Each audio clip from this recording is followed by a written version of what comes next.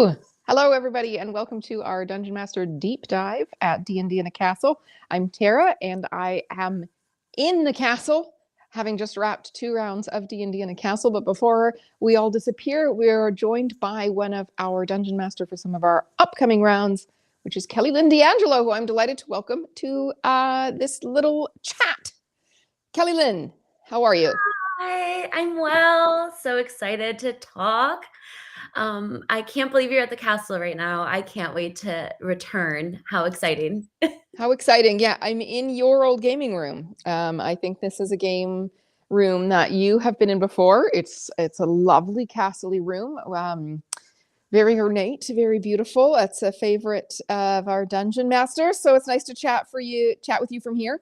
So we're here to talk about D&D in the Castle, about your upcoming events, and we have a little bit of announcement to make that I just told you about just before we jumped on here, which is that you are officially sold out for 2025. So if you are hoping to play with Kelly Lynne in this year, you might be out of luck, but you can join a waiting list, and there are lots of other dungeon masters who do have some space available at the table. But let this be a cautionary tale that if you don't book your spot, you can sometimes run out and miss your chance, because our popular dungeon masters do definitely sell out, and you are definitely one of our popular dungeon masters, Kelly Lynne. Thank you. I love D&D. I love it. Yeah, so we chatted before a bit about coming to D&D in the Castle in the USA, which you're doing this summer. You also have a D&D Weekends event that's coming up that we literally just registered someone for the last spot in that event. And you're coming for 2 back-to-back rounds at D&D in the Castle in the autumn, which will be here, where I am right now in northeastern England. So tell us what you're planning for all of those events. Are they all going to be the same campaign or something different every time? Yeah, they're good. I got a really big inspiration and kick last year. I found a really fun groove where, I'm a television writer by trade. I do a lot of other things as well, musical theater writing. And I just got so inspired last year. I read all of the Lord of the Ring books. Finally, I sat my butt down and read them all last year. And I was just so taken away by the writing and the world that I was like, 2025 is my Lord of the Rings themed year. Like, I'm going all in on the magical wandering trips and valleys, and I'm so inspired by Forgotten Realms. And a lot of the original D&D base mechanics were intrinsically linked with the Lord of the Rings series. So it just sort of sings for itself. So I'm so excited to play with that, specifically in the summer campaign and in the fall campaign. But for the one that is in Georgia, I'm going a little different. I'm going to be diving a bit more into Baldur's Gate. It's going to be a little bit more grimy, a little bit more gritty, very, very No Country for Old Gnomes vibe. I like that. Is that what you're going to call it? No Country for Old Gnomes? You definitely Maybe. should. Yeah, I think you should. I think you just found the title of this campaign. I accidentally did. Yeah. And where is that one going to be set at? That one will be in Forgotten Realms in the Baldur's Gate sort of world and land. But the other ones are going to be in the Dalelands, the ones that are more inspired by the sort of halfling event that's going to be happening. So again, very inspired by Lord of the Rings. And my goal is for every single person at the table to have their own big moment, just like every single one of the main folks of the fellowship. And so I'm really trying to build, I don't want to give away too much, but I will also say I love throwing in an extra little element since we are playing within a finite amount of days. I'm really going to try to up the stakes and really make it about how the characters choose to make sacrifices. And so that's like a little hint of maybe. Okay. So you're going to be doing that for all of the ones at this castle. So you're going to run that 4 times. So yes, but I will say, I think there's a table that actually like sold out because I've played with a lot of them before. And so what I might explore is trying different levels and seeing what it's like at different points in the story. Much like Lord of the Rings, where the Lord of the Rings series is based within a certain epoch or era. I might of exploring, well, what happens 50 years down the road or 100 years down the road in the same setting with the same environment and a lot of the same characters, since people Yeah, age well, slowly in the Forgotten Realms. yeah, and we may have to check in with you after you've run it the first couple times in the summer and see how it goes and how it's sort of grown and evolved over the couple of times of you being here. Also, I wanted to say to anybody who's watching, I'm here with Kelly Lynne D'Angelo. She's dungeon mastering for us at several D&D and Castle events coming up in 2025, and has dungeon mastered at several D&D and Castle events in the past as well. So if you have any questions for Kelly Lynne or about D&D and the Castle generally, please pop them in the chat and we'll get to them as they come up. However, as we mentioned, Kelly, all of your specific tables at D&D and the Castle and all of our events are sold out at the moment. But you can put your name on a waiting list for Kelly Lynne by visiting dndandthecastle.com. You can just, or you go to the QR code up in the corner to find out about when Kelly Lynne will be back at the castle, and act quickly so that you don't miss out on those opportunities. But I do want to talk to you a little bit about D&D and a Castle itself, because you've been a bunch of times. You've kind of seen the event grow and evolve. You're going to be at the USA venue for, I think, the first time, this summer. So what are you looking forward to about D&D and a Castle USA in particular? I cannot wait to see it in a totally different environment. I get so inspired by the locations that I'm at. So before I said yes to joining one of the campaigns in the US, I had to ask everybody else, well, what was it like? What was the environment like? How did it inspire you? And to hear, I'm familiar with those forests in Ohio. I'm not from too far away originally. And so after hearing the description and how awesome the event was and the forests and surroundings, I was like, okay, great. I think we can get this sort of Lord of the Rings vibe going there too. And so that really, really excited me. I think the lushness and the summer air is also really going to inspire the feeling of, I don't know, like having to eat bread or like playing a little bit more within the game and having fun, like making limbus or like something. I just want to bring it into the game experience. And so I'm really excited to try this new castle out and see what it's all about. It's just so inspiring every time. And how do you think it's going to be affect the game between the UK castle and the US castle, thinking about this game being in those two different settings?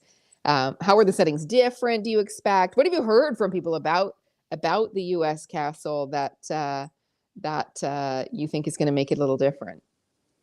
Yeah, I heard it's really like you're there and you feel like you're in the middle of the forest. Like you are kind of, it's like your own little section of the world and your own little perfect little paradise. So I'm really excited to make it feel like we're in the middle of nowhere, because in many, many ways you're in the forest in Ohio. Like there's not there's not a grocery store or a loud train passing by or airplanes overhead all the time. Like you will be in this space and just immersed in it. And so that's what I'm most excited about, is to make things feel really, really spooky at times, but also very high stakes. And so after we tell our story and then you're on break and you're walking around the grounds, you just breathe in the fresh air and you feel like you're in the story that we've been telling as well.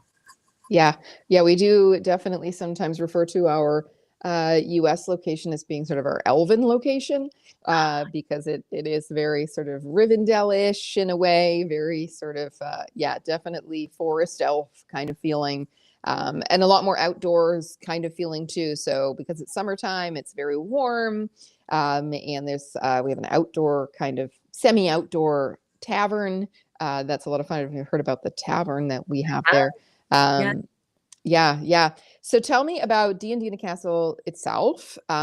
You've been back several times to D&D and a Castle. What is it that keeps you coming back to D&D and a Castle? Oh my gosh, the list is so long. Not to of course, Tara and everybody involved, the staff, everybody. No, truly, like I've always felt so included and playful. And I think for me, that's the thing that always excites me. I call it adult summer camp. Like it just, like it's nerdy summer camp. You go there and you feel like you're in a world surrounded by people who are like-minded, who are playful human beings, who are creative, who are kind, and you get the chance to sit down at a table, and you're from all around the world, maybe different countries, different places and backgrounds, but you're all there to play the game and tell the best story possible.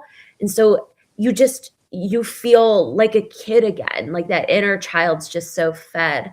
And then for me as a DM, I get so much satisfaction out of the swath of players and their experience, from all the way from newcomers, people, moms who just started playing the game like a couple months prior and are very nervous to start to play, but, came to my table, all the way to people who have been DMs, like lifers for 20, 30 years and are coming to my table to finally play a game instead of run it.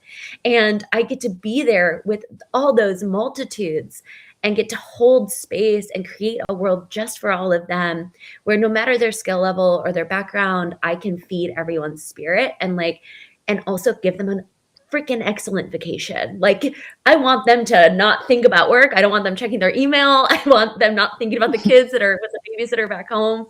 Like, I want you to sit back, relax, and truly enjoy your time at D&D in a castle. And I get so much out of that as a DM, truly. I love that. You said, all the way from people who've been dungeon mastering for many years to those who've, are either, some people played their first game of D&D at D&D Castle, or are very new to the game, or, their kids or someone has been, trying to get them in, and this was sort of their way in. I wonder, what do you think that's like to play your first game of D&D at D&D Castle? What do you think that would be like? You've seen it firsthand as the dungeon master, but how would you describe that experience? I feel like it sets the bar so high, not in a way where, like, not going to your local game store wouldn't also be very satisfying and fun, but to make it so epic, to make your first experience just an actual fully immersive experience where you are surrounded by other people, you're learning and hearing about other people's games, you're making friends around the world, and you're in a beautiful spot where you don't have to think about where you're going to eat or like what your bed going to be made at night. Like, it's all there. And I think that to be able to focus just on the game and to be so present with the game, and also you guys do an amazing job at making sure we have our resources too. So it just is getting more and more epic with everything as the library grows and grows. The minis are getting cooler. The maps are getting cooler. Like, we get some cutting edge stuff. Like, you guys get some really cool stuff that we get to play with. And so it brings it to that next level. Sometimes there's lighting, even like lighting and sound. And like, you don't get that at the game store. You are experiencing 100 of 100 of the D&D experience versus like a more casual game. So I think that for someone starting for their first time, it's just magic. It feels like Disneyland when you're a kid. Yeah. And then, I've just said I'm sitting in one of your previous game rooms, and you've been several times. What are the various rooms that you've played in at D&D in a Castle? Have you always been in the same room, or have you played all over? What are the different rooms? I'd love people to know what kinds of rooms you end up in at D&D in a Castle. I have played in all different rooms, all the way from the Vanbrugh. There's all different ones. You'll learn the names for it. We're also having fun naming them now, like D&D canonized place, like the Silvery Moon room and things like that. So the names are changing a bit, but the location, like the actual rooms, are so different. And I've been inspired at times to create different settings or start a story in a different place or create a character because of the room I'm in. Like the one you're in, it's very posh, very regal. I've ran castle games in that one. I've ran games where you're at a magical school in that room that you're in. There's another one that feels more woodsy and more sailory. I ran more like water-based campaigns and made it a bit more aquatic in those ones. There's also, I got to actually play, which was amazing, in the reception room where the castle so packed. I got to play in that space.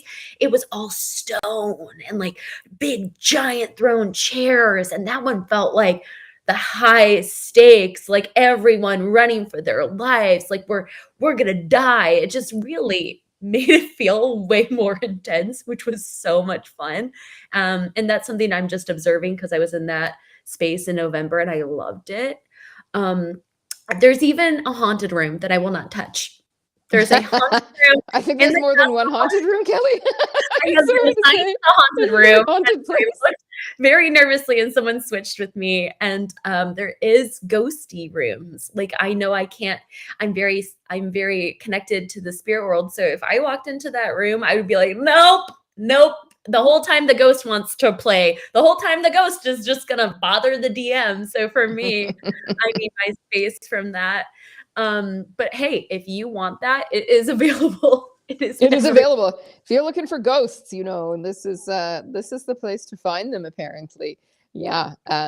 So we've mentioned that you traded with, I think it was Elisa Teague that time, and she was like, "Give me the ghosts. I'll take all your ghosts." She likes the ghosts. So I think she had a lot of fun in that room, and it's become actually one of her favorite rooms. She often comes back to that space. But yeah, certainly some very dungeon type spaces that really feel like you are underground in a dungeon of the Dungeons and Dragons variety. Several of those here.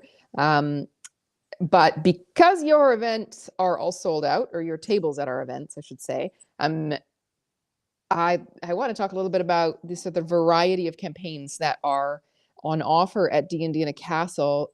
We have a bunch of different DMs at all the events that you're coming to.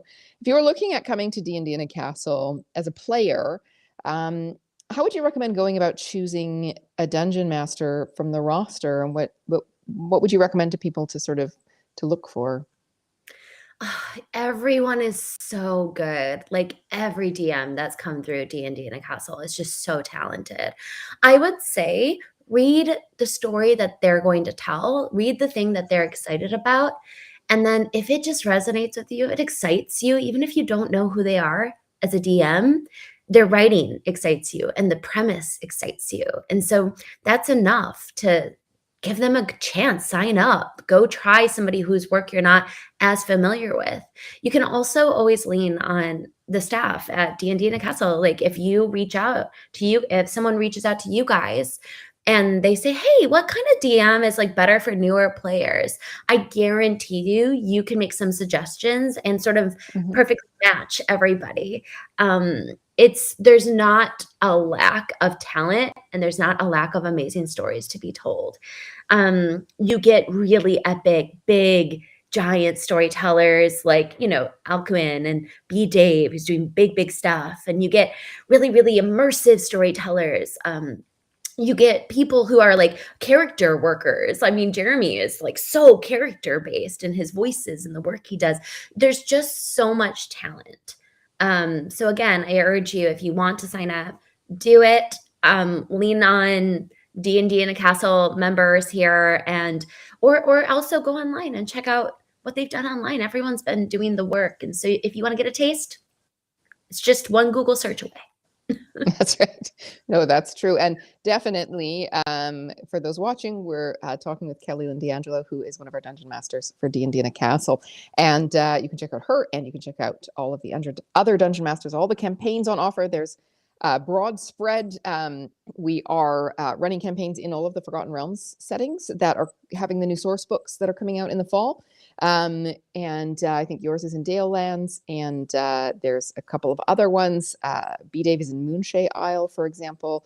There's a couple of other ones you can look up and find out if there's a particular one you want to play. And we might, depending on exactly when the release date falls, you might even get advance access to that material before it comes out, which is one of the benefits of being the official Dungeons and Dragons vacation partner.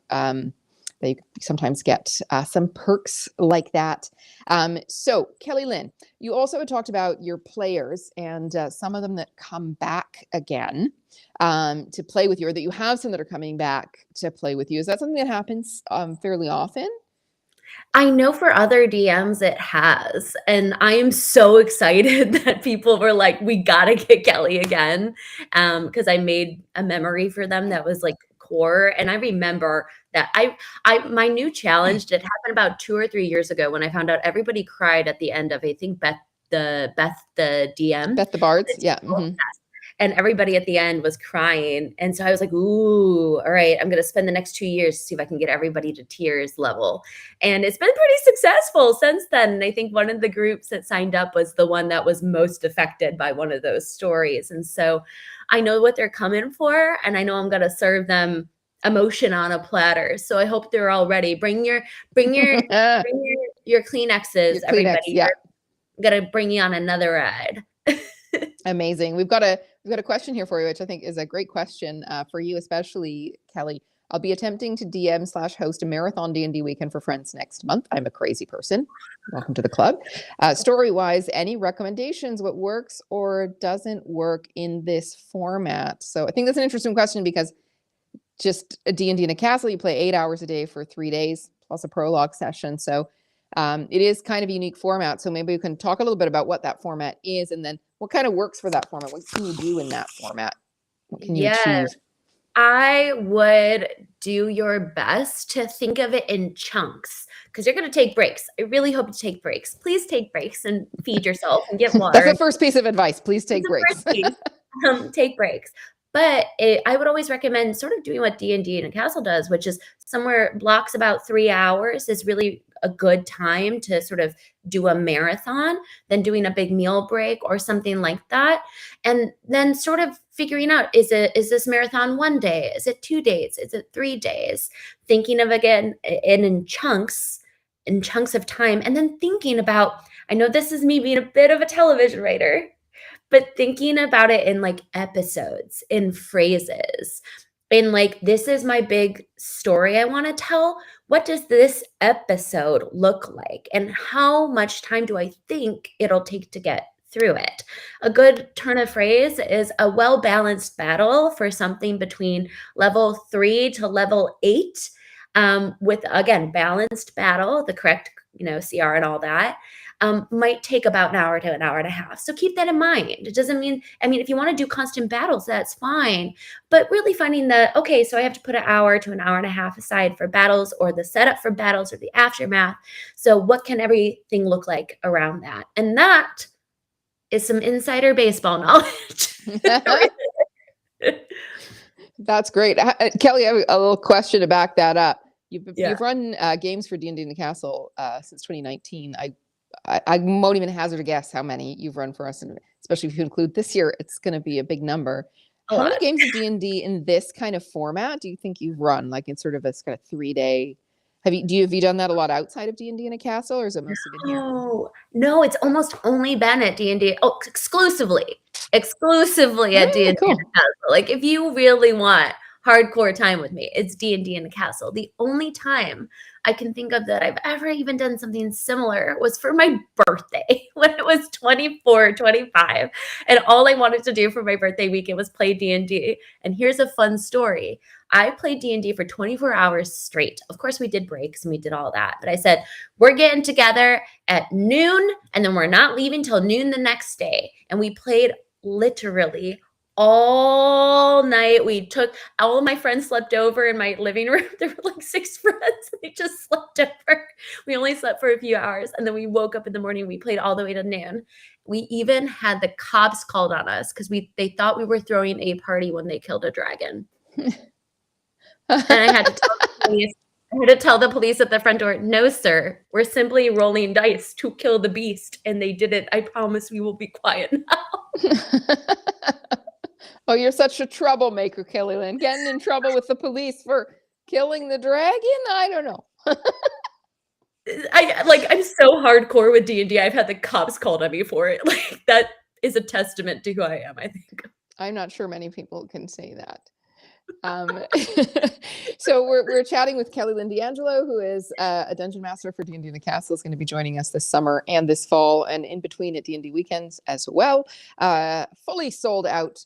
We do have deposits on sale at the website dndinacastle.com, and getting your deposit gets you to the front of the line. You get advance access whenever we launch new events and new Dungeon Masters. So if you don't want to be caught out of hand again and be able to get the Dungeon Master of your choice, such as Kelly Lynne, who's very popular, head to dndinacastle.com and you can find out more there. Also, at dndinacastle.com, we have a chat function, and you can always email us there too if you have questions, or if Kelly Lynne was your choice, or you're not sure who the right choice would be for D&D in a Castle, you can ask us, and real life people will answer, because we're real life people on the other end. Human beings who've been here. I'm in a room at the castle at D&D in a Castle. We just wrapped up our 2 spring sessions and looking forward to this summer, and then back again this fall.